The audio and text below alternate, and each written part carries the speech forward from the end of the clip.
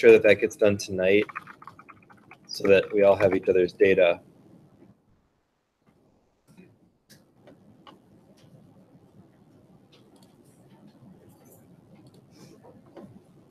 All right, so if you go into lab stuff and you go to the lab 8 data form,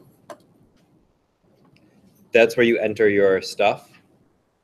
And these are worded the exact same as the blanks on your lab. So it should be very easy to just copy the numbers right in there. So put your stuff in there. Don't include units. So just the numbers themselves. And then right here should be a link for the class data. So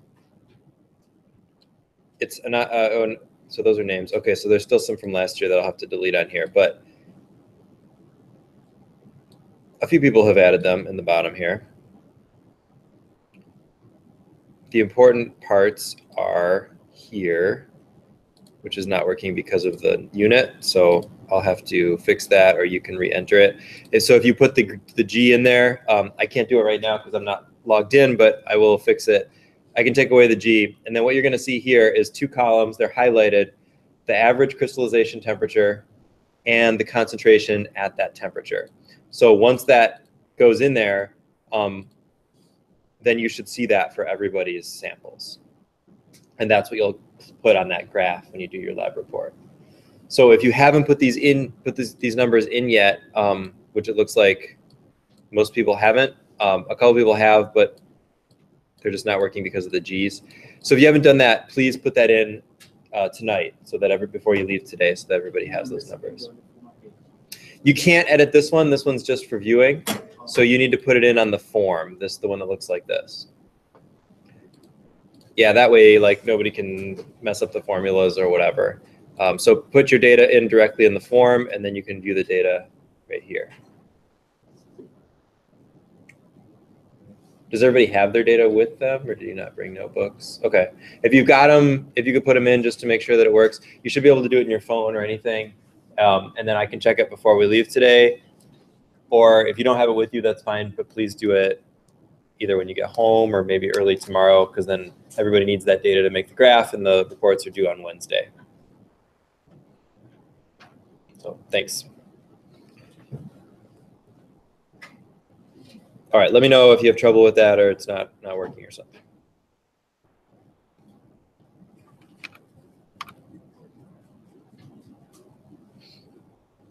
Okay. So when we stopped, we were talking about acid strength, and we split this up into weak acids and strong acids. We can also look at what they're doing in solutions, and is the overall solution going to be acidic, or more basic? And we use something called the pH scale for that. So to understand what that is, we have to go back to this idea of equilibrium and what happens when acids dissociate in water. So has everybody heard of this pH? Have you heard that term pH before? Does anybody know what it is? What do you think? How do you describe it? If somebody was like, hey, what's pH? What would you tell them? Something about acid-base balance? Yeah, that it talks about how is there more of a relative excess of acid or base. The way that's calculated is by thinking about this idea of equilibrium and whether or not you're more on one side or the other. All right, so let's take a look at that.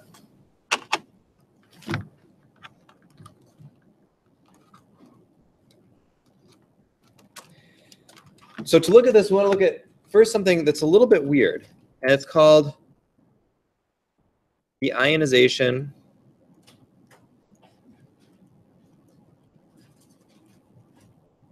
of water. It's weird because we usually don't think of water as being ionic, and it's not really. But in pure water, there is a very small amount of ionization, and it looks like this.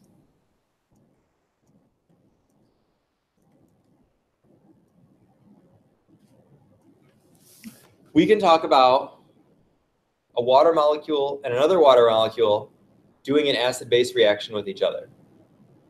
So if they do that, what are the products? if one of those acts as an acid and one of those acts as a base, meaning that they transfer one of the H pluses, what do you have then? Right, so one of the products is H3O plus. And what's the other product? OH minus, yeah, or HO minus, either way, hydroxide. So you see that? We moved an H plus from one water molecule to the other one, and we made two ions. Now, from what we saw in the lab when we did the light bulb thing, pure water didn't light the bulb up at all. It was just nothing. So that tells us that this equilibrium lies strongly on the left, which means that in pure water, even if this is maybe possible, almost everything is going to be over there, right? And in fact, we can measure this.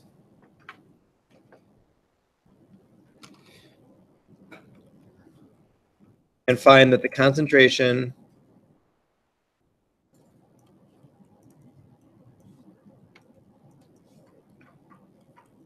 of hydronium, which we write in brackets, so this means concentration,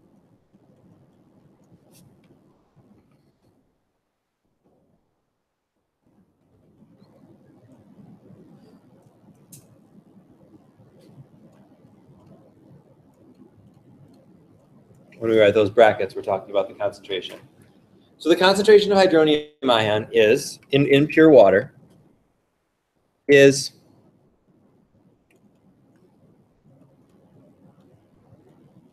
1.0 times 10 to the minus 7th molar. So that is a very tiny number. That is 0.000.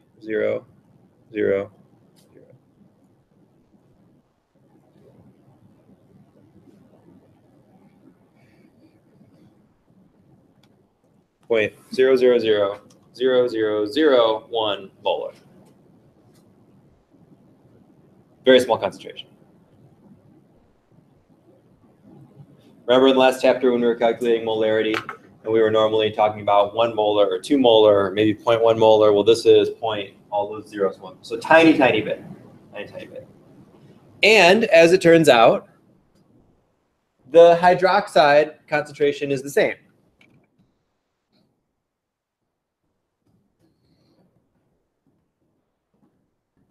So the concentration of hydroxide ion in pure water is also 1.0 times 10 to the minus 7 molar. So those two concentrations are equal.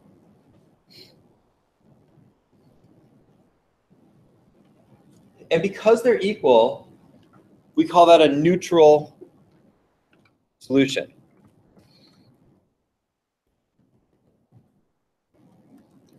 So when the hydronium concentration equals the hydroxide concentration,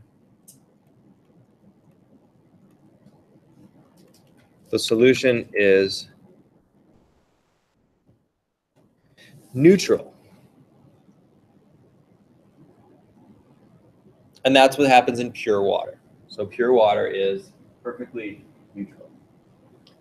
So we define an acidic solution or a basic solution based on the other sides of that ratio. So if there's more of one or more of the other, that's what we call acidic or basic. So if there is more hydronium and less hydroxide,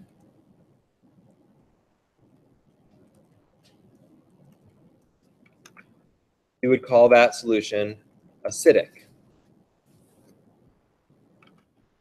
And then the opposite, if there is less hydronium than hydroxide,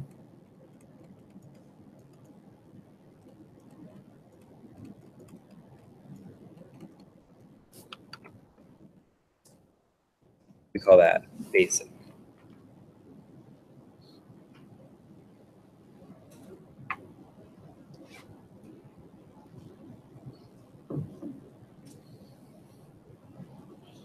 So we can use the way that molecules interact in solution to understand which one is going to happen. So if we go back to something like one of these, like HCl. HCl is an acid. So it's an acid by definition because it gives up hydrogen. But if you make a solution of hydrochloric acid, what's that going to do more? Is that going to boost up the hydronium ion more? Or is it going to boost up the hydroxide more? Based on what it does in solution. Which concentration is adding HCl to the solution going to affect? What's it going to make more of? Yeah, the hydronium, right? Because if we put more HCl in solution, we're going to make more H3O plus. So we make more H3O plus, and based on what we just defined, then we end up with a solution with more H3O plus than OH minus, so we call that acidic. So that's why putting those molecules that give up their hydrogen in solution ends up making an acidic solution. Because if a molecule gives up hydrogen, it's making more hydronium. It's giving it up to the water, making more hydronium, making the overall solution more acidic. The other side of that is, if a molecule is making more OH, or if it's just taking the H's off of water, it's making more OH, then that's going to make a solution that's more basic. So we would like a way to measure this. We would like a way to measure how much of the hydronium or hydroxide is actually in solution. And we can measure that. But the numbers are a little messy. These kinds of numbers are not super nice to deal with when we're talking about like a scale. We don't always want to be writing these tiny scientific notation numbers. So that's where we come up with this idea of pH. And actually that little p is a procedure that's used for a few different quantities, not just H. But the pH specifically is defined as the negative log is a mathematical operation, of the hydronium ion concentration. So that's the like what you do like in a calculator if you wanted to calculate it. But just thinking about it, what are logs for? Have you done logs in a math class before? Probably some time in the far, far past. What do they do? But you probably looked at a graph of it, but like just from a fundamental standpoint, you know like what taking the log of something means, like what that's for, what that does. It has to do with something. It's not helpful at all. I don't know. But yeah, maybe I don't know. Maybe we shouldn't go down this road. Log is another way of saying exponent. It's exponent like the little number that goes up. So if you take the log of something, it returns the exponent. So quick math review here. Log of 10 to the 2 equals 2. So we're returning the exponent when we take the log. Now, we should say when we use that log log, we're talking specifically about an exponent of 10. So 10 to the some power, whatever, you get that. There are other types of logs too, natural log, which have different things. But so log of 10 to the 2 is 2. But what's another way to say 10 to the 2? 10 squared, sure, but what is the number? What is that number? 100. So we could also say log of 100, and we would also get 2 because 100 is 10 to the 2. And we can also do this with very small numbers. So we can take log of 10 to the minus 7, since we were just talking about 10 to the minus 7. We get minus 7. So that log operation returns the exponent. So if log of 10 to the minus 7 is minus 7 and log of 10 to the minus 8 is minus 8, what if you have a number in between those two? Then you're going to get negative 7 point something, right? Whatever it comes out to. Let's go back to some of these numbers we know. Move the other way.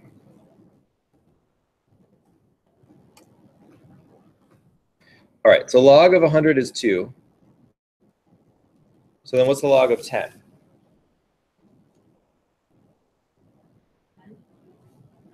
Nope. Log of 10 to the 10th would be 10. 1, because 10 is 10 to the 1. So whole number answers to logs only happen for multiples of 10. So any number in between 10 and 100, if you take the log of it, you're going to get 1 point something. So a log scale is by multiples of 10. So 10, 100, 1,000, 10,000. That's the integral log, 1, 2, 3, 4, and so on. Anything in between that's not an even number, not an even multiple of 10, is going to give you 1 point something or 2 point something, whatever. All right, so that's how we solve these pH things, is we find the hydrogen ion concentration, and we take the log of it, and then the negative sign in front flips the sign of it. All right, so let's look at an example. In pure water, the hydrogen ion concentration is 1 times 10 to the minus 7. So what's the pH? So to get the pH, first we take the log of the hydrogen ion concentration.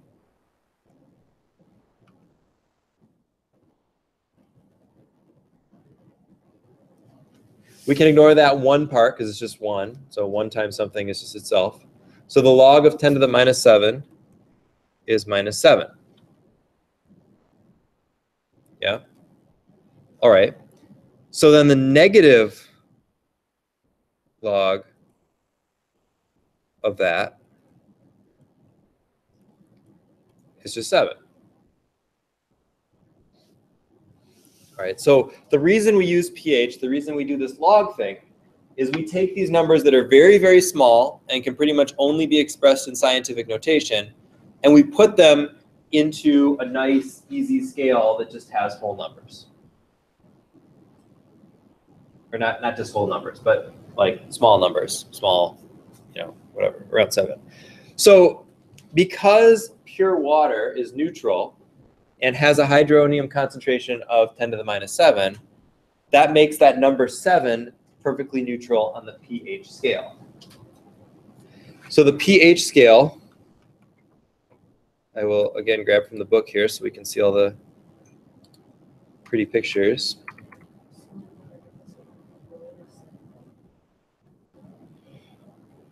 Well, yeah, so if you had a negative pH, it would be extremely acidic. So we'll just grab some of this here.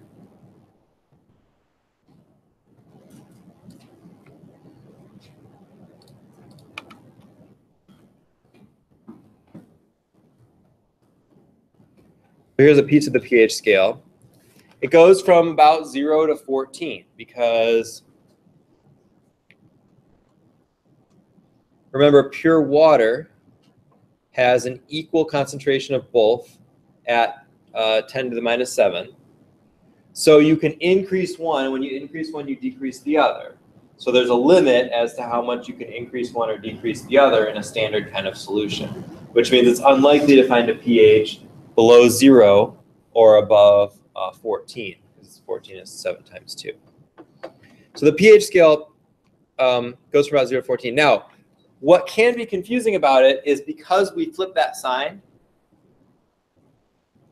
the acidic solutions end up having a lower pH. So acidic solutions go from 7 down, and basic solutions go from 7 up. When we think about how that corresponds or how that correlates to the hydronium ion concentration, that makes sense. Because if you have a lower number, that's a less negative power of 10. And a less negative power of 10 is a bigger number. All right, so I'll do this on the board just because that's still, so we can leave that up there. Let's say we're comparing a pH of 3 versus a pH of 5. A pH of 3 means our hydronium concentration is 10 to the minus 3 molar. So we're sort of doing the opposite of a log now. The opposite of a log is to take 10 to that power. So we take 10 to the power of minus 3, and we get the hydrogen atom concentration. For a pH of 5, the hydronium concentration is 10 to the minus 5. So which of those two concentrations is bigger?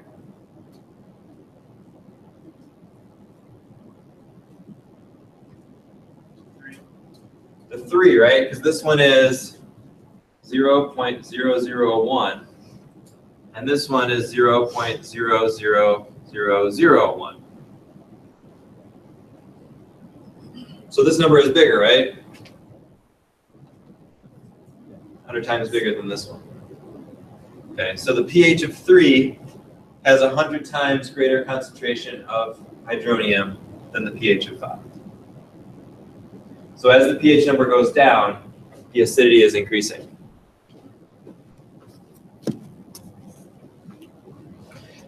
There are some various things listed here at different pHs. So your juices, especially in sodas, are even below this. They're up in the 3s, 2s, around 3 range.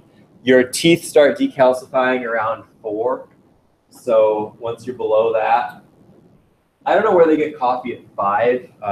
That depends on the coffee. Coffee can be quite a bit more acidic than that. But most of the things we eat are going to be on the acidic side. Basic tastes tend to be kind of unpleasant generally, and there's very few foods that we eat that are basic. It can taste a little soapy. It can taste bitter. Things like baking soda. If you've ever just eaten some baking soda, that's a pH of about 8. If you have a baking soda solution, try it. Just take a little bit of baking soda next time you're baking. Don't take a bunch. It doesn't taste great. I think you can like brush your teeth with it and stuff. Like it's good for your mouth, but it doesn't taste great. And that's because it's on the basic side of the scale. So we don't tend to interact great with things like that. Another important thing to remember that we don't often think about is things that are strongly basic are just as dangerous as things that are strongly acidic. We think of acids as being dangerous and corrosive and all this stuff. Bases are too. Sodium hydroxide, lye, will burn you just as badly as any acid will. They're usually used in really, really strong cleaning solutions. So things like oven cleaners, yeah, hair relaxer, those kinds of things that can be really corrosive are often strongly basic. Water is right at 7, but importantly, blood is not. And in fact, if your blood were at a perfect pH of 7, you would actually be in trouble. That's not okay. Blood pH has to be kept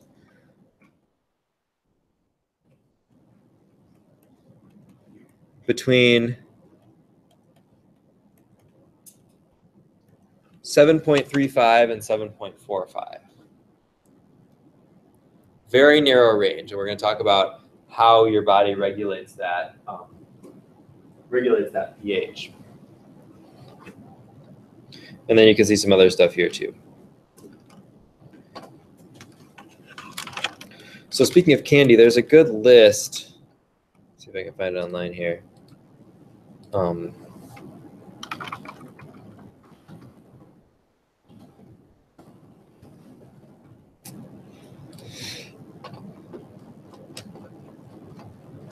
This is just some thing. Where's the actual paper here? That's frightening. Oh yeah, here it is. Okay, so here's from the paper. Let's see if we can find that, if we can get this.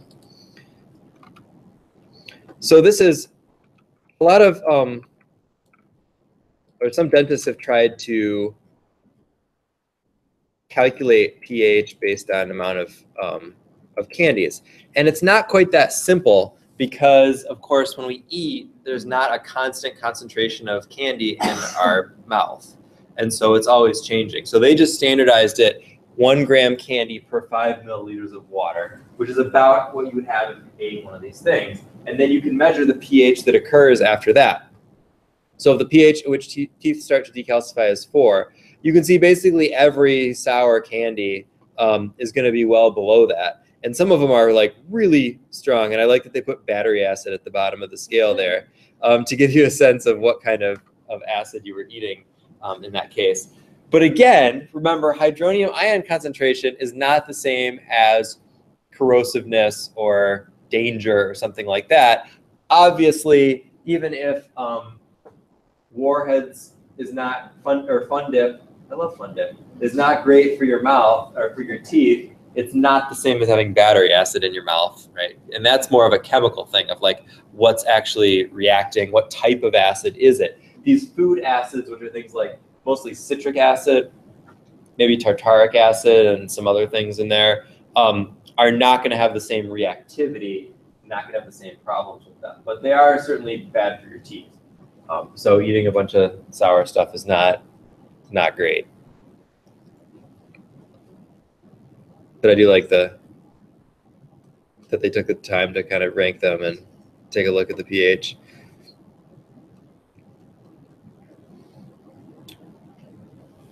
All right. So let's practice some pH calculations and talk about how to do it on a calculator. For quizzes and exams in this class, everything is supposed to be done with a regular 4-function calculator. So we won't have problems on the quizzes and exams that require that you do log calculations like that would need a scientific calculator. However, I would expect that you can do these types of calculations where there's just a number there. You can find what you can, if you know the hydronium concentration is 10 to the minus 3, you know that the pH is going to be 3. If you have when you're going through the homework, you may have to use a calculator to calculate some of this stuff, but on the quizzes and exams, you won't have to. So there's another thing that we haven't talked about that is the pOH. So just like that we can have a pH, we can also have a pOH. And the pOH is the negative log of the hydroxide ion concentration. So it's the exact same calculation, but with the hydroxide instead of the hydronium. And if you remember, in water, those always balance. The pH and the pOH, if one goes up, the other goes down. If one goes down, the other goes up, and so on.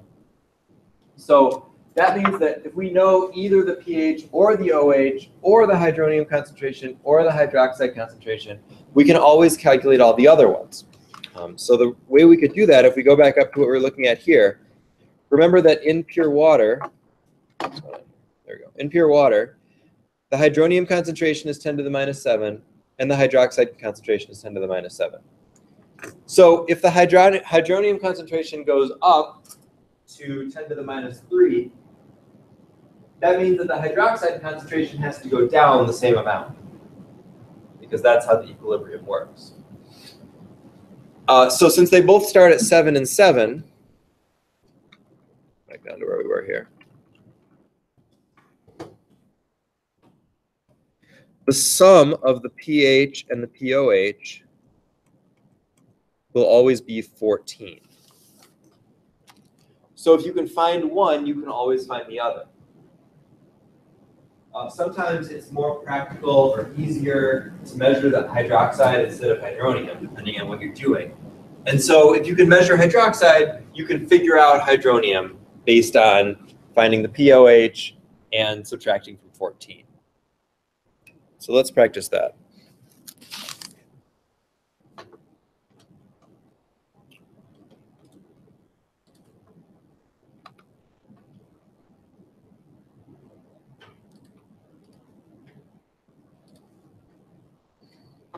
All right, there's plenty of practice problems in this chapter as usual. Let's look at one.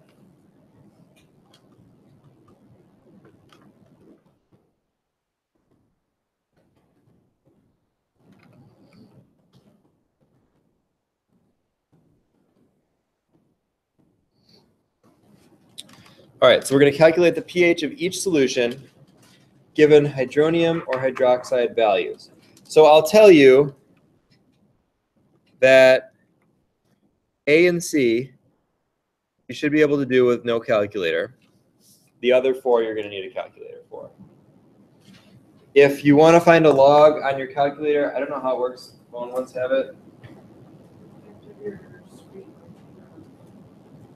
If there's your screen what? Like if you don't like your screen to rotate, it just shows like that. I'll just be like, to turn it on, turn it sideways. Okay. All right, sounds good. Oh yeah, look at that. So if you turn it sideways, you should get a little log there. Yeah. All right, so let's do one of these calculator ones together, and then we'll work on the other ones individually. So let's look at B. So B says the hydronium ion concentration is 3 times 10 to the minus 9. So in order to find the pH of that, I need to take the log of 3 times 10 to the minus 9 and then flip the sign. Maybe I can do that on here. Just need to go to a scientific calculator. All right. So I need to type in 3 times 10 to the minus 9 in scientific notation somehow. On this calculator, I think you just literally go 3 times. Nope. You do it the other way. Different calculators are different. So I'm going to go minus 9, take 10 to that, and then times 3. So that's 3 times 10 to the minus 9. And then I take the log of that. I get about minus 8.5. So that means, or 8.52 we'll say. So that means my pH is 8.52. Try that on whatever device you have for calculator or something and see if you can get to that number, because each calculator makes you type it in a little bit differently. You have to do 10 to the negative 9 and then times 3.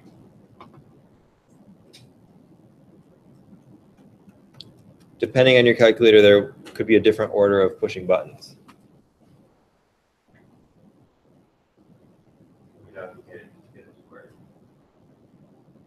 If you have a graphing calculator, there's usually a little thing called E that makes everything a lot easier.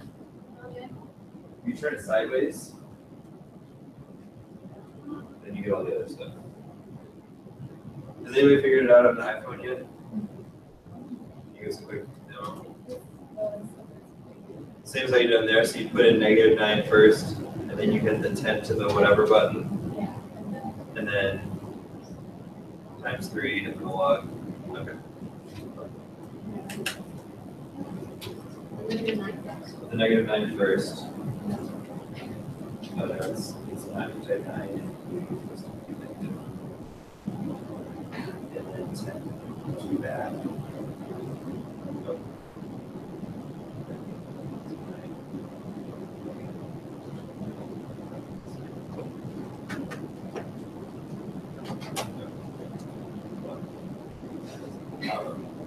Then you're going to go times 3.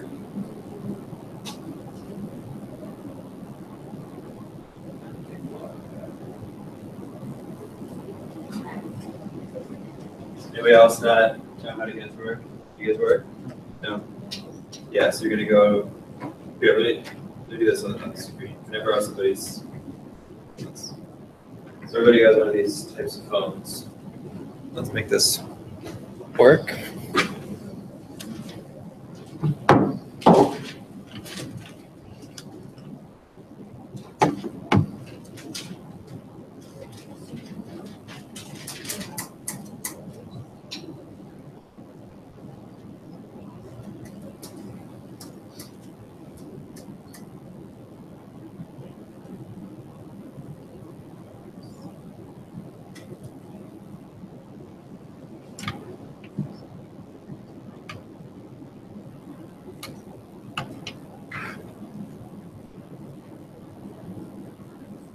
doesn't look great. Okay, there we go. It just dimmed a little bit. All right. So the trick with these is to get that 3 times 10 to the negative 9th typed in and then do the log thing. So the way you do that is you have to go 9 and make it negative with that little plus minus thing. And then you go 10 to that. So by pushing that button, it's 10 to whatever you just typed in. So there's our 10 to the negative 9th. Then you would go times 3. Except I made it negative again for some reason. And then I would take the log of that. Okay, I did something wrong. What did I do wrong? Let's try that again. So times 3. There. Okay. I must have hit another button accidentally. All right. Okay, do it one more time. More time. So we got 9. Yeah. We're going to make it negative. Then we're going to go 10 to that. Then times that number out front, 3. And then log. Actually, I just noticed these iPhones have a little shortcut, so let me show you that too. You don't have to do it this way.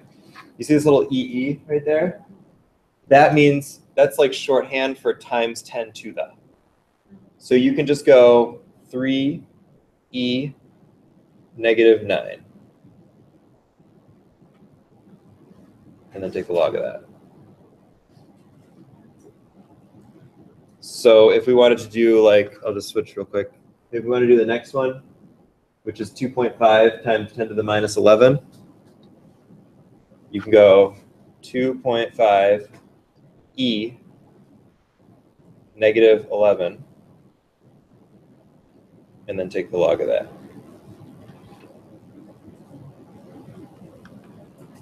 Okay. Yep. So again, we won't do that on the quizzes and exams just because we don't have, the course doesn't require those types of calculators. But so you can do homework problems like this. See if you can go through these and solve them. Remember that some of them are giving you the hydronium and some of them are giving you the hydroxide. So what's the difference there? What do you have to do? Yeah. Right. So if it's base or an acid. So if it's hydronium, that means you just do that formula as is. You do that negative log thing. But if it's giving you hydroxide, you have to subtract from 14 because the question is asking for the pH always. Like so for C here, that's the hydroxide one. So if you just did it with that, you would get the POH. You have to subtract from 14 and then you get the pH. Also make sure you can do A and C without a calculator. It's fine if you want to type the other ones in, but you should be able to do A and C without a calculator.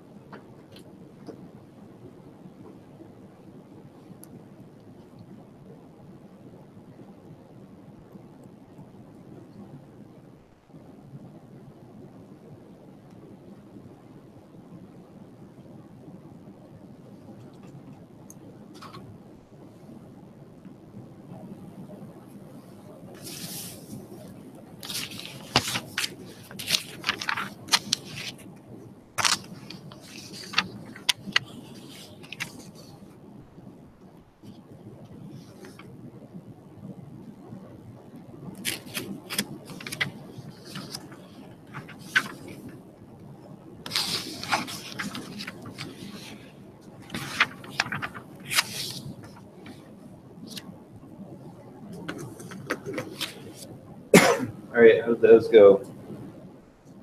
You got it? All right, let's take a look at the numbers. So when you have a nice even number like this first one, 1 times 10 to the minus 4, the pH is just the reverse sign of the exponent. So pH for this one is just going to be 4. All right, 1 times 10 to the minus 4, you take the negative log, you get 4. All right, we'll go down the line on the left first. C, hydroxide is 10 to the minus 5. So that means the POH is just 5. So then the pH is 9. Okay. The other ones we have to calculate, so I'll just ask you and assume you're right. What did you get for E? 7.17. Okay, seems about right. You can also check these pretty easily, like to see if they're reasonable by just looking at the numbers. So if it's something times 10 to the minus 8, that means it's bigger than 8. I mean, the number is bigger than 8, so the pH is going to be a little bit less than 8. It's going to be between 8 and 7. If it's 9, it's going to be between 9 and 8. So this one we already did together. This was like 8.52. What about D? 3.4. Okay. Looks good because you know that the POH is going to be between 10 and 11. So then the pH has to be 14 minus that. And then F. What? 10 point. All right, I'll just say 10.9. Yeah. So that works, right? Okay, so that's one thing you should be able to do for the quiz on Monday.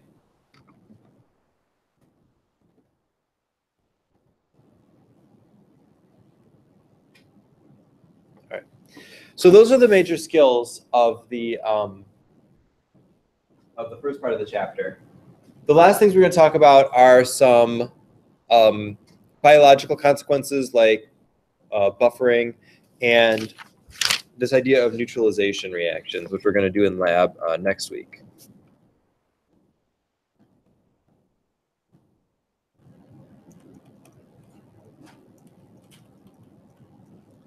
A neutralization reaction is when an acid and a base react, and they always form water and then some other thing, usually a salt. The most important thing to look at here is water.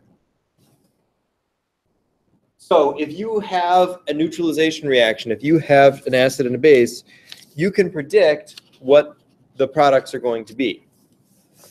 So let's say your acid is HBr, and you're going to react that with calcium hydroxide. Much like in the double replacement reactions, we can figure out what this is going to be because we can recognize, well, the HBr is hydrobromic acid, so that's going to act as an acid. That means the calcium hydroxide is going to act as a base. So we can guess the products are going to be water, which is the H and the OH, and then calcium bromide, which is CaBr2. Then we have to balance the equation.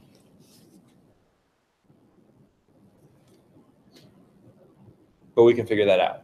So these neutralization reactions are really a type of double replacement reaction. And in fact, there was one on the exam where hydrogen and OH are the pairs that go together and form water, and then the other two pairs also go together. We're going to do this in lab next week in a specific experiment called a titration. Has anybody ever done a titration before? So in a titration, what you do is you purposefully add a known amount of one of those to an unknown amount of the other. And based on when they neutralize, so when they switch from being acidic to basic or basic to acidic, you know you've hit that point where they're equal, and so you know you have the same number of moles of each one. And then you can calculate that. So we won't do that now. You can look at the part in the book if you want, but we're going to do it in a week from Wednesday. So I think you'll have practice with it then. It won't be on the quiz next week.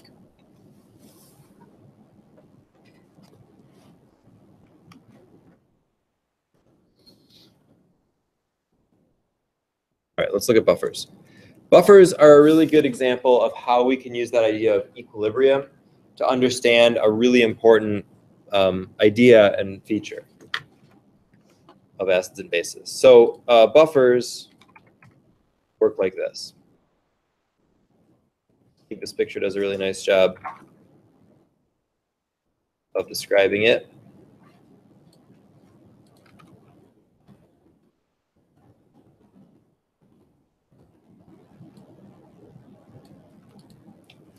I don't know if those numbers are coming out all right, but what's happening here is some water is being measured for pH by a pH meter. We're going to use pH meters next week. So the pH is reading 7. You can see that. It's reading 7 on the water.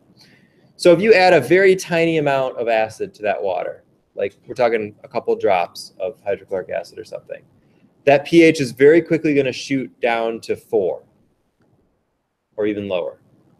So a huge change in pH just from a little bit of acid. Because remember, those numbers of hydronium ion concentration are really, really small, 0.00000 whatever. So you add a little bit of acid, you make a huge change in the pH. Same thing with base. If you add a little bit of base, you make a huge change in the pH. Now, if you have what we call a buffer solution, you can add some acid and not have a huge change in pH. So this is 7.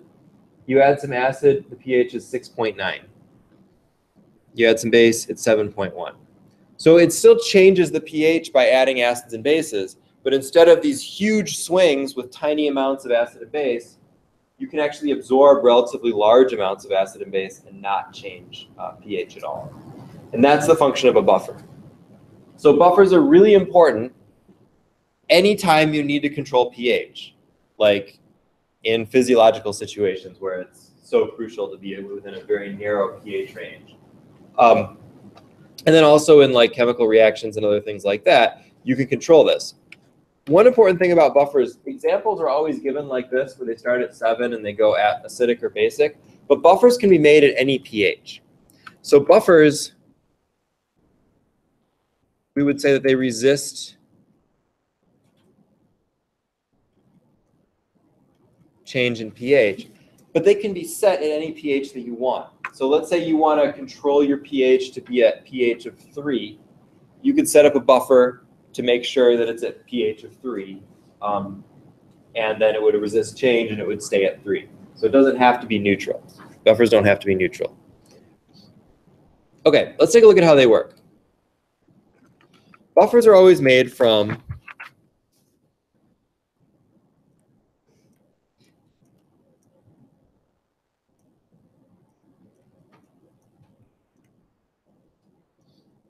a weak acid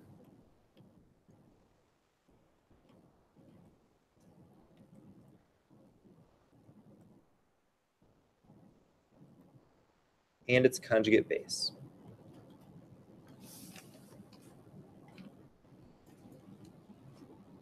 So what happens is, let's say you make a buffer from acetic acid and acetate. Acetic acid is a weak acid. It has this formula, HC2H3O2. the acid and vinegar. What's its conjugate base? What's the formula for its conjugate base?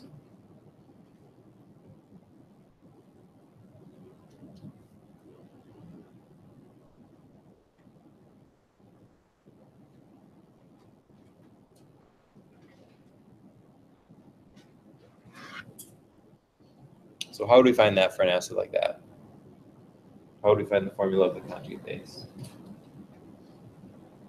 You take away H plus, and it's always going to be that H that's listed first, because remember we always list H first when we're talking about acids. So if you take away that H first and you lose a positive, what's left?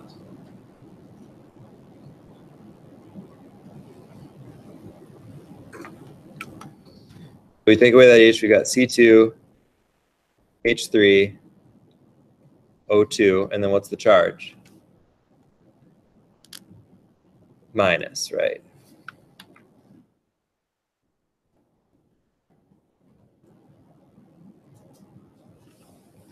So that's the conjugate, that's acetic acid and its conjugate base, acetate. Okay. So why do buffers work that way? So let's say you've got a mixture of these two things. So acetic acid will react with a base like hydroxide. And it'll be a neutralization reaction that makes acetate and water.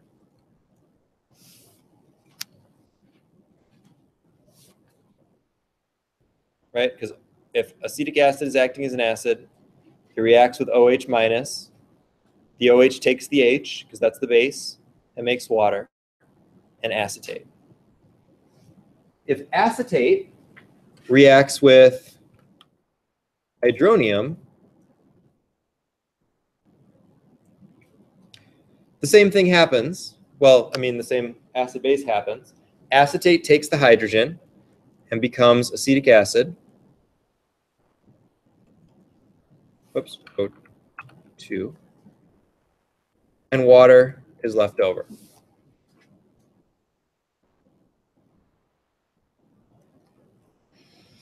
So notice that in both those situations, the pH doesn't really change.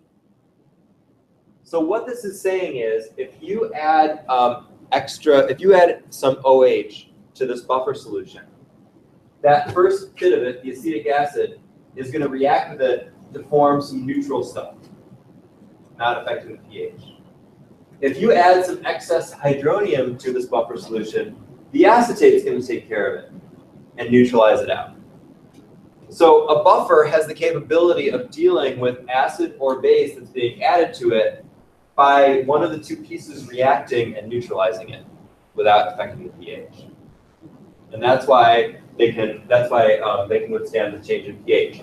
Now, if you dump just like a whole ton of hydronium in there, there won't be enough acetate to deal with it, and then the pH will shoot up. So at some point you can break a buffer by just adding too much acid or too much base. There aren't enough molecules to deal with it, and the pH shoots up or shoots down. But for a while, it should be able to contain that. It should be able to control it one way or the other. All right, that's how a buffer works. There's a picture of this in your book too. I'm not sure it's super helpful. We can just take a look at it for a second here. But so here's our buffer with acetic acid and acetate. If we add OH, we're going to take some of those H's from the acetic acid and make more acetate.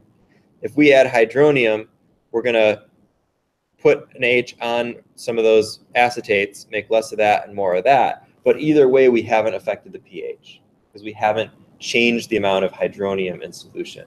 We've only changed the acetate. So I know this can be a little bit weird and hard to think about, but the point is that buffers can control pH by doing this. All right. So how does that work in the body?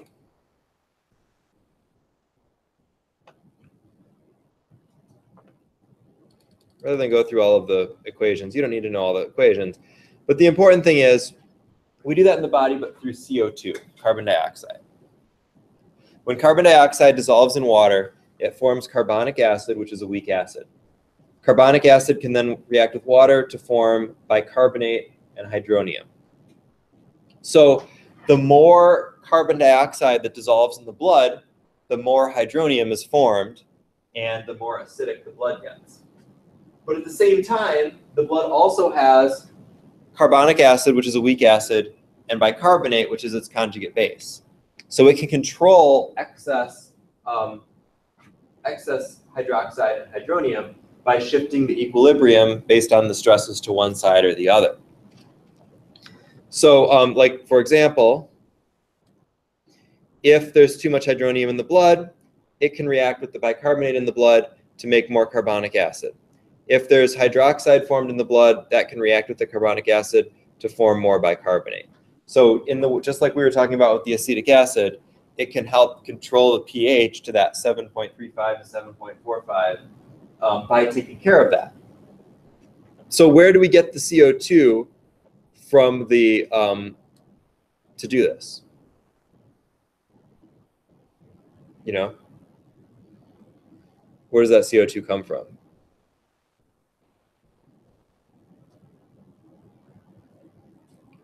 It's not quite from the air, because there's not a ton of CO2 in the air. Right, it's a product of cellular respiration.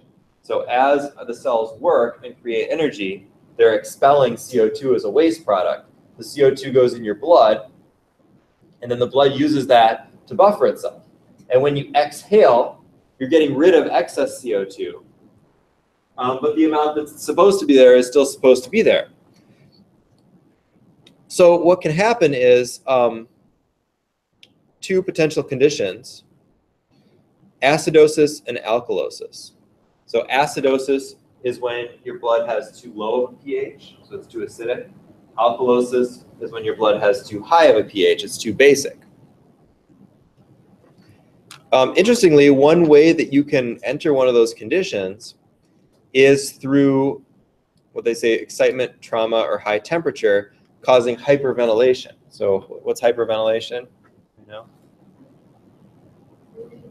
Yeah, like breathing really, really hard. So when you're breathing really, really hard, we think that the problem, like it seems like, oh, that person's in trouble because they're not getting enough oxygen.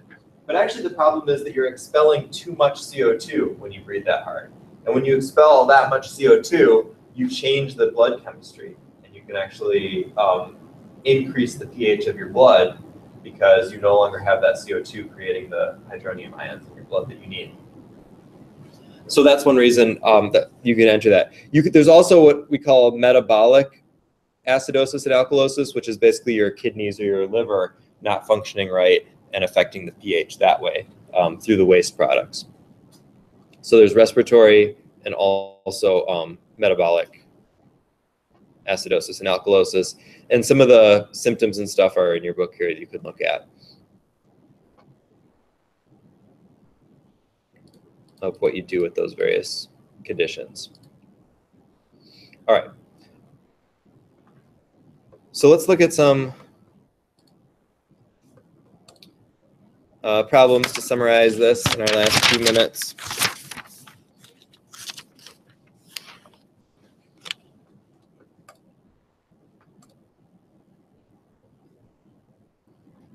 I like this picture. It's supposed to be somebody hyperventilating, but it kind of just looks like they're barfing because they're like really angry about it. So this question is actually wrong, by the way, but it's a common way to explain this problem. So the question says, sometimes during stress or trauma, a person can start to hyperventilate. To avoid fainting, a person might breathe into a bag to avoid fainting. It's also just a badly worded question. What changes occur in the blood pH during hyperventilation? So we can talk about that. How would you describe what happens during hyperventilation?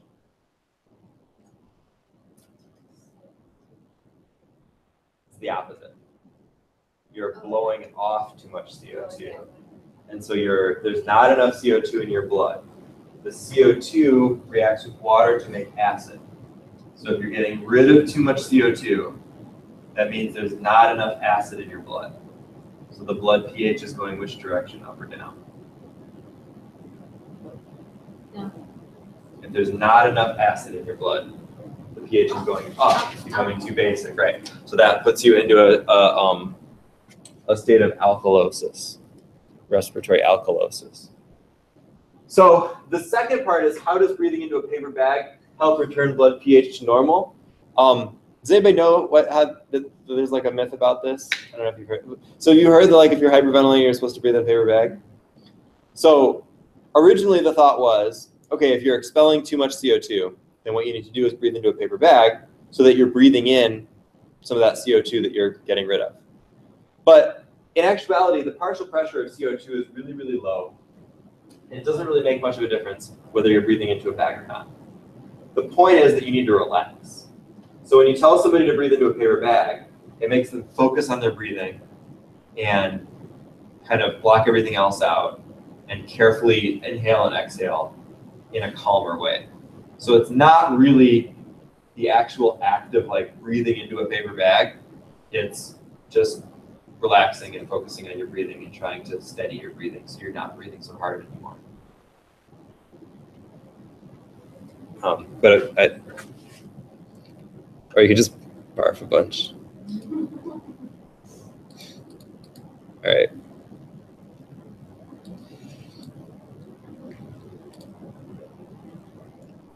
So we looked at some pH calculations.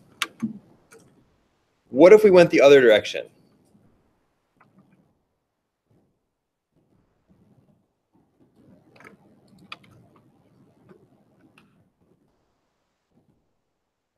What if we looked at something like this? How do we calculate the hydrogen ion and hydroxide ion concentrations for solutions with the following pH values? So we're given the pH, and this time we have to solve for the concentrations. Sounds hard? It's actually even easier than the other thing. Well, I don't know about that. So if the pH equals 10, that means that the negative log of the hydronium concentration is 10, right? So that means you type in some number and you take the log and then you switch the sign and you get 10. Well, that number is just 10. So that means that the hydronium ion concentration in this case is 10 to the 10.0, negative 10.0. Another way of saying that is 1.0 times 10 to the minus 10 molar. So all you have to do in this type of a problem is you take that number, the pH, and you put it up in the exponent with a negative sign. So you take that 10, you put it up there with above the 10, and give it a negative sign. Remember, for the other one, the OH, we can find the POH, which is just 14 minus the pH.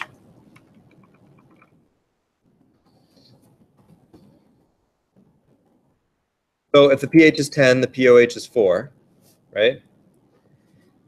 And then the hydroxide ion concentration is 10 to the minus 4 molar, or 1 times 10 to the minus 4 molar, which is the same thing.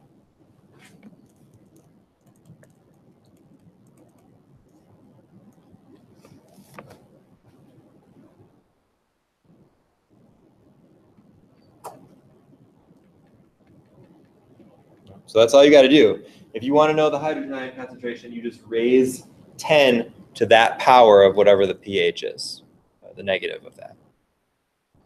So what happens if it's not a nice even number? Like, let's look at E. If the pH is 1.82,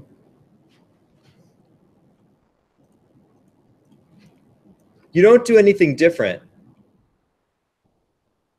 Means the hydronium concentration is going to be 10 to the minus 1.82 molar.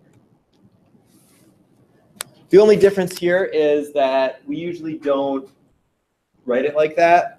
So if you had a calculator, you could just type that into the calculator. So we would go minus 1.8. If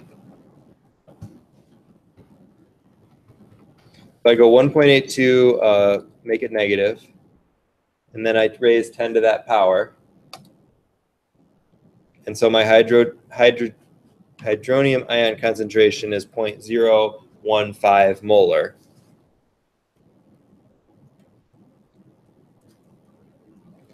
Or,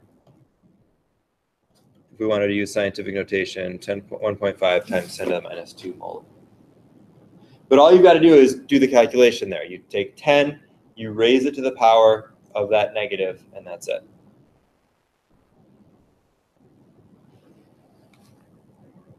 Again, the hydroxide ion concentration, the POH would be 14 minus the pH. So 14 minus 1.82 would be 12.18. So we'd go 10 to the minus 12.18.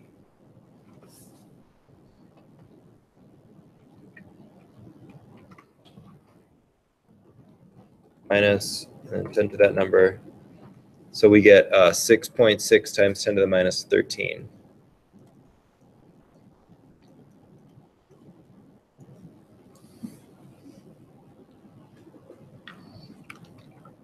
But you'll see some problems like that on the homework. You can just plug them into the calculator. Make sure that with the ones with nice even numbers, you can also do without a calculator, because on the quiz and exam, you won't need a calculator for those. Or if you do, it'll just be the standard non-log ones. All right, questions about that stuff? So for the quiz on Monday, things that you should be able to do from this chapter would be identify acids and bases in an equation, find conjugate acid-base pairs, write conjugate acids and bases from formulas that you're given. I'm not sure what else. Everything is on the list on Blackboard as usual on the objectives, but name acids, understand the difference between strong and weak acids, define buffers, and calculate pH and POH, the stuff that we've been working on today. So that is the plan for the week.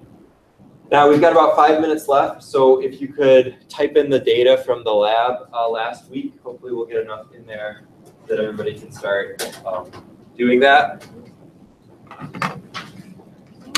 If you are working on your lab report and you're still not getting enough data from the class, just use the old data that's on there from other classes, because they did the same experiment. So anything that's in on that spreadsheet you can use. The point is to be able to create a good curve. Yeah, only one person per group has to put the data in. Yeah. And if you don't have it with you now, just do it at some point as soon as you can, please.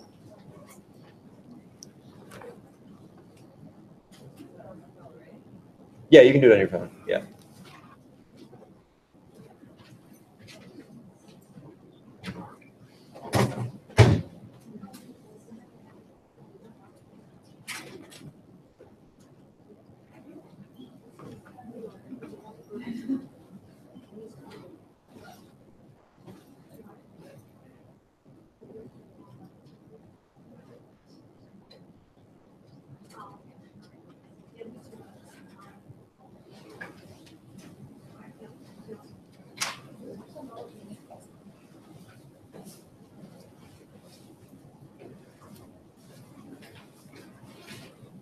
Hi, it's Wednesday. Did you get your stuff in yet? The data? Oh, no, I don't have it. Okay, make sure you get it when you get home. Thank you. See ya.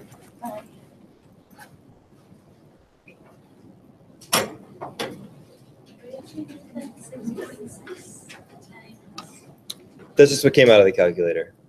So I put 10 to the minus 12.18 in the calculator, and then that's what it gave me. I think it's still on there, actually. Yeah, 6.6, and E means times 10 to the minus 13.